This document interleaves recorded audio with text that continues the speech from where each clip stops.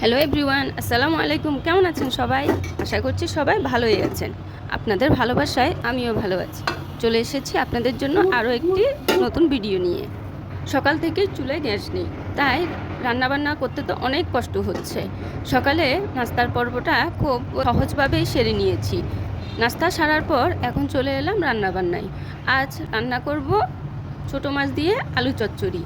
তাই ছোটো মাছটা ভালোভাবে পরিষ্কার করে নিয়েছি, আলু কুচি করে দিয়েছি, পেঁয়াজ কুচি, হলুদের গুঁড়া, মরিচের গুঁড়া, লবণ, ধনিয়া, জিরার গুঁড়া ও একটু রসুন বাটা দিয়ে হাতে তেল দিয়ে মেখে নিয়েছি। এভাবে আলু চচ্চড়িটা রান্না করলে আমার কাছে বেশি ভালো লাগে।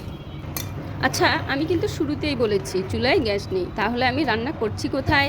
চলুন দেখি রান্না আজ করছি কোথায়। এই যে আমার বিপদের বন্ধু, আমার ইন্ডাকশন চুলা।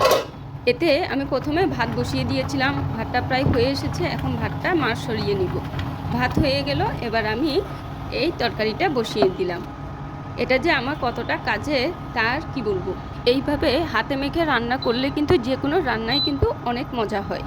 যখন বাসায় চুলায় গ্যাসের সমস্যা হয় বা বাসায় এক্সট্রা কোনো মেহমান আসে, তাড়াহুড়া করে রান্না করতে হবে, তখনই আমি এই ইন্ডাকশন চুলায় ঝটপট রান্না করে ফেলতে পারি। আমার কাছে খুবই সহজ লাগে ও ভালো লাগে।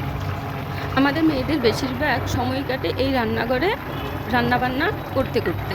আর সেই রান্নাবান্না করতে এসে যদি দেখি আমাদের গ্যাসের সমস্যা হয়, তাহলে কিন্তু এটা অনেক বড় সমস্যা। তাই আমি মনে করি প্রতিটা মেয়ের কাছেই রান্নাঘরে এ ধরনের একটি ইন্ডাকশন চুলা থাকলে রান্নাবান্না করতে অনেক সহজ হয়ে যায়। এই তো কথা বলতে বলতে আমার রান্নাটা হয়ে গেল। ধনেপাতা দিয়ে সুন্দর করে নামিয়ে পরিবেশন করে নিচ্ছি। আমার আজকের ভিডিওটা কেমন লাগলো কমেন্ট করে জানাতে ভুলবেন না কিন্তু। আর ভালো লাগলে অবশ্যই লাইক, কমেন্ট, শেয়ার করে পাশে থাকবেন। আজ এ পর্যন্তই। খোদা হাফেজ।